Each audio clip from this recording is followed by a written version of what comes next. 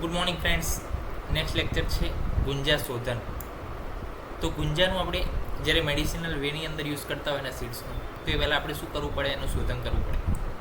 તો નવાની ગુંજા બીજાની ચૂર્ણીકૃત્ય પ્રયત્નત, એટલે કે જે ફ્રેશ છે ગુંજા બીજ એમને લેવાના છે અને એમને ચૂર્ણ બનાવવાનો પ્રયત્ન કરવાનો છે. દ્વિગુણીકૃત્યમ વસ્ત્રાંતમ, 2 ગળીવાળું વસ્ત્ર, એટલે કે કોઈ આપણે ગળી હોય કાપડ હોય તો એને ડબલ કરી દેવાનું. ડબલ કરી અને એની શું કરાવવાની? એની અંદર એ ચૂર્ણને ભરવાનું. તો એ ડબલ કરેલું કાપડ છે એની અંદર આપણે ચૂર્ણ ભરી એની પોટલી બનાવીને એની અંદર ગુંજાના સીડનો પાવડર હોય. ઓકે, હવે શું કરવાનું? સ્વેદન માટે સ્વેદિત દોલિકા યંત્રમાં 2 યામ સુધી ગાયના દૂધ સાથે એને સ્વેદન કરવાનું છે. ઓકે, આ રીતના.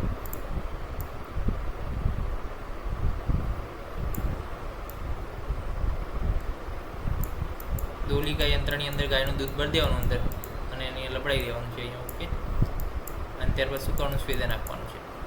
ઇત્થમ તું ગુંજા બીજાની શુદ્ધિ માહિતી અનુત્તમ, અને આ રીતના ગુંજા બીજનું સંપૂર્ણપણે શોધન થાય છે.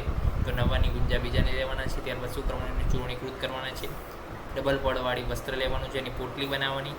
દોલિકા યંત્રની અંદર 2 યામ સુધી એને શું કરવાનું? ડૂબાડી રાખવાનું છે અને એનાથી શું થાય? ગુંજા બીજનું શોધન થાય. તો આ પ્રોસિજર કઈ કહેવાય? સ્વેદન પ્રોસેસ. એનો ડોઝની વિશે વાત કરીએ તો અડધા ગુંજાથી લઈને 1.5 ગુંજા સુધીનો ડોઝ એ યુઝ કરવાનો છે. અડધી રત્તીથી 1.5 રત્તી. ગુંજાના ફોર્મ્યુલેશનમાં ગુંજાદી તેલ છે, ગુંજા જીવન રસ છે, 2 છે. ગુંજાના પોઈઝનિંગમાં ફેટલ ડોઝની વાત કરીએ તો ફેટલ ડોઝ 1 થી 2 સીડ જો માઉથ દ્વારા લેવામાં આવે. આલ્કલોઇડ્સમાં એબ્રિન જો 90 to 120 mg લેવામાં આવે તો જે છે ફેટલ ડોઝ તરીકે કામ કરે છે. અને ફેટલ પીરિયડ 3 થી 5 દિવસ જે છે એની અંદર મૃત્યુ થાય છે. ટ્રીટમેન્ટ શું કરાવીએ? જો અંદર લઈ લઈએ પોઈઝનિંગ તરીકે તો ગેસ્ટ્રિક લેવેસ કરાવી દેવાનું, એન્ટી એબ્રિન ઇન્જેક્શન આપી દેવાનું અને સિમ્પ્ટોમેટિક ટ્રીટમેન્ટ કરવાની રહેશે. હવે ગુંજાની આપણે થેરાપ્યુટિક પ્રોપર્ટીઝ વિશે વાત કરી છે. તો ગુંજા બીજમ સુવિમલમ, એટલે કે શુદ્ધ ગુંજા બીજ કઈ કઈ પ્રોપર્ટી ધરાવે છે? તો કામોદ્દીપન ઉત્તમ, એટલે કે કામનાને વધારે છે, જે સેક્સ્યુઅલ પ્લેઝર છે, જે ઈચ્છા છે એને વધારે છે. ઉરુસ્તંભને હરે છે. ચૈવ બલ સંવર્ધનમ પરમ, એટલે કે બળને વધારનારું છે. ગુંજા પત્રમ શોથહરમ, ગુંજાના જે પાંદડા છે એ શોથહર છે. આમ વાતમ પ્રણાશનમ, આમ વાતને પણ દૂર કરે છે. તથે વચ્ચ સમાખ્યાતમ વેદનાહર ઉત્તમમ, અને આથી જ તેને વેદનાહરમાં ઉત્તમ તરીકે કહેવાયું છે. એનાલ્જેસિક ઇફેક્ટ છે,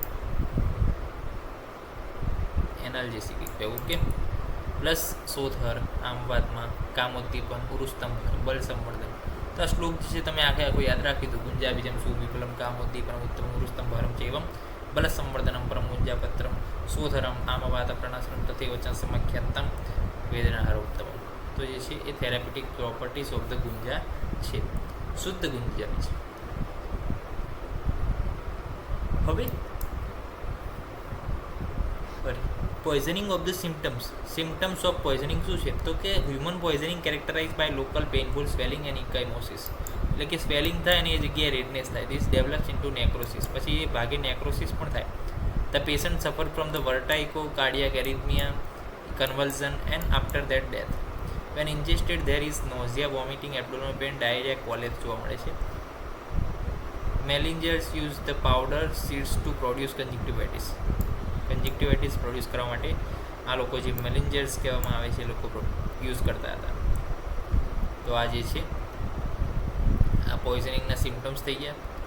પછી આપણે એની પ્રોપર્ટીઝ જોઈ લીધી, એના ફેટલ ડોઝ, એના નોર્મલ ડોઝ, એના ફોર્મ્યુલેશન અને એની જે છે શોધનની પ્રોસિજર, ગુંજાને કઈ રીતે શોધન કરવું જોઈએ એના વિશેની માહિતી આ લેક્ચરમાં આપણે મેળવી. નવા લેક્ચરની મળીશું નવા વિષય સાથે. ત્યાં સુધી રજા આપશો. જય હિન્દ, જય ભારત, જય કન્ટ્રી. નમસ્કાર.